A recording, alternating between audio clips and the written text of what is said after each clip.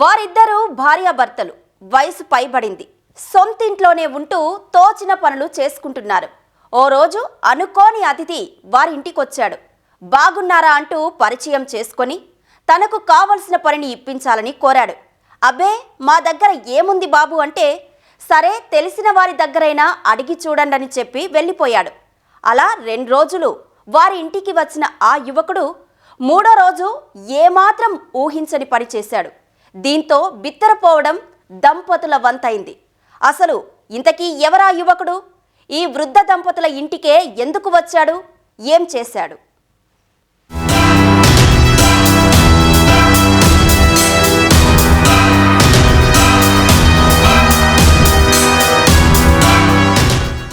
ఎన్టీఆర్ జిల్లా తిరువూరు నియోజకవర్గంలో దొంగలు హల్చల్ చేస్తున్నారు. పల్లెలు పట్టణాలు అని తేడా లేకుండా మాటు వేసి విలువైన వస్తువులు దోచుకెళ్తున్నారు.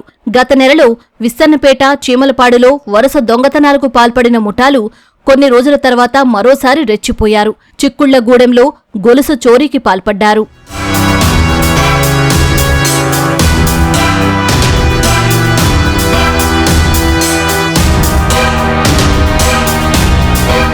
తిరువూరు మండలం చిక్కుళ్లగూడెంకు చెందిన అనసూయ ఇంటికి 5 రోజుల క్రితం ఓ యువకుడు వచ్చాడు. ఇంట్లో ఉన్న వృద్ధులను మచ్చిక చేసుకునేలా మాట్లాడాడు. తనకి పొలం కౌలుకి కావాలని అడిగాడు. అయితే తమకు పొలం లేదని వృద్ధులైన భార్యాభర్తలు చెప్పారు. పర్లేదు, వేరే వారిది ఎవరిదైనా ఉంటే ఇప్పించాలని కోరిన ఆ వ్యక్తి అక్కడ్నుంచి వెళ్లిపోయాడు. మళ్లీ మరుసటి రోజు వచ్చిన ఆ వ్యక్తి ఇంటి పెద్దాయన గురించి ఆరా తీశాడు. లేడని చెప్పడంతో వృద్ధురాలితో కాసేపు మాట్లాడి వెళ్లిపోయాడు. ఆ తర్వాత తెల్లారి మరోసారి వృద్ధుల ఇంటికి వచ్చిన దొంగ ఇంట్లో వృద్ధురాలు ఒంటరిగా ఉన్న విషయాన్ని గమనించాడు. వంట చేస్తున్న ఆమెపై దాడి చేసి మెడలోని బంగారు గొలుసు లాక్కున్నాడు. ప్రతిఘటించిన వృద్ధురాలికి కత్తి చూపించి బెదిరించి వెంట తెచ్చుకున్న బైక్ పైనే పారిపోయాడు. బాబాయ్, మీకు కౌలు పొలాలు ఎత్తారా? ఉన్నాయా? మా పొలాలు లేవు, ఇచ్చేదని అనేసరికి మీరు ఏ ఊరు అన్న? పల్లారుమూడు అన్న.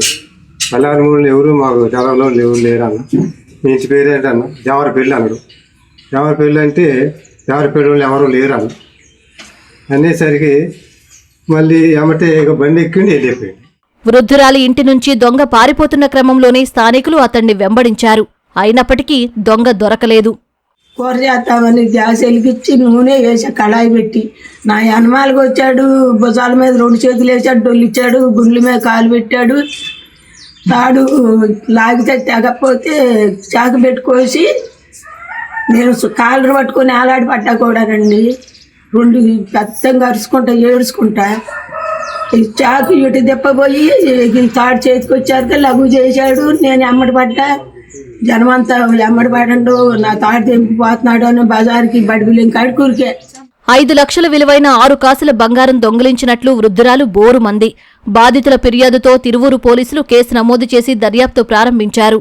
బాడవ టోల్ ప్లాజా వద్ద సీసీటీవీల్లో దొంగ వెళుతున్న దృశ్యాలు రికార్డయ్యాయి. తెలంగాణ రిజిస్ట్రేషన్ బైక్తో నిందితులు తిరుగుతున్నట్లు ప్రాథమిక ఆధారాలను సేకరించారు. నేను ఇలా కూలి పని పోతా ఇటు దారిని పడిపోతుంటే ఏడుతుందని వచ్చి నేను లొడకని వచ్చేసేపాటికి ఏడుతుంది. బయట అతను కలిసిండు. కలిసి ఏంటి ఆమె ఏడుతుందని అంటే కింద పడదని చెప్పిండండి. ఇటు పక్క తలుపులు వేసేసరికి నేను అక్కడికి వచ్చేసరికి ఈ తలుపు తీసి నా నాన్నతో అట్టుపోతున్నాను. మీ అమ్మని వాడిని క్యాచ్ చేసేసరికి వాడు పోయే పనిలోనే ఉండవు.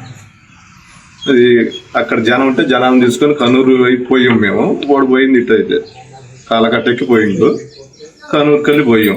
ఎక్కడ అడిగినా కానీ లేడు అన్నారు. మేము ఇటు వచ్చాం. అత్తగారింటికి వాడు మామూలుగా వేరే దొంగ వచ్చి నాన్నతాడు లాక్కెళ్ళాడని చెప్పి నాకు లింగ వెంకట్రావు ఫోన్ చేశాడు. ఫోన్ చేసిన టైంలో నేను ఇసుమేడ దగ్గరలో ఉండి నేను ఇటు వెళ్ళాడు. మామూలుగా వీళ్ళు కనుమూరు గంపలగూడెంకి వెళ్ళాడంటే నేను గంపలగూడెంలో మా వాళ్ళకి ఇచ్చేసి ఎలక్ట్ చేసి అక్కడ ఇచ్చేవిచ్చాను. తర్వాత అటు రాలేదు, ఇక్కడ కనిపించట్లేదు అనేపాటికే కొండూరులో మురళయ్యని మామూలుగా అక్కడ ఇచ్చేసి పెట్టిన తర్వాత మురళయ్యని దాటుకొని ఎదరికి వెళ్ళిపోయిన తర్వాత మా రామకృష్ణ అని మా ఎక్స్క్యూటివ్ని కొత్తగూడెం దగ్గర ఇచ్చేసి కొత్తగూడెం నుంచి చండుగూడెం దాకా పక్కనే వెంటబడ్డాడు. నేను చెప్పాను ఏ బండి అయినా సరే మాస్క్ కట్టుకొని స్పీడ్గా వెళ్ళే బండి క్యాచ్ చేయమన్నాను. తర్వాత ఇదైన తర్వాత అక్కడికి వెళ్ళిన తర్వాత వెళ్ళిపోయాడండి, మిస్ అయిపోయాడని చెప్పి ఇచ్చిన తర్వాత మేము బాడ టోల్ ప్లాజా దగ్గరికి వచ్చి సీసీ తీశాము. బంగారం ధరలకు రెక్కలు రావడంతో ఈ మధ్యకాలంలో ఈ తరహా చోరీలు పెరిగిపోయాయి. తిరువూరు ప్రాంతం 2 రాష్ట్రాలకు సరిహద్దుగా ఉంది. అటు తెలంగాణలోని ఖమ్మం, ఇటు ఛత్తీస్గఢ్లోని జబల్పూర్కు తిరువూరు మీదుగానే మార్గం ఉంది. దీంతో దొంగలు ఎక్కువగా తిరువూరు నియోజకవర్గాన్నే టార్గెట్ చేస్తున్నారు. దోపిడీ చేసి పక్క రాష్ట్రాలకు పారిపోతున్నారు. గత ఏడాది చివర్లో ఛేదించిన కేసుల్లోనూ పక్క రాష్ట్రాల నుంచే దొంగలను పోలీసులు పట్టుకొచ్చారు. తాజాగా చిక్కుళ్లగూడెంలో జరిగిన దొంగతనంపై పోలీసులు దృష్టి సారించారు. ఆయా ప్రాంతాల్లోని సీసీటీవీ ఫుటేజ్లను విశ్లేషిస్తున్నారు.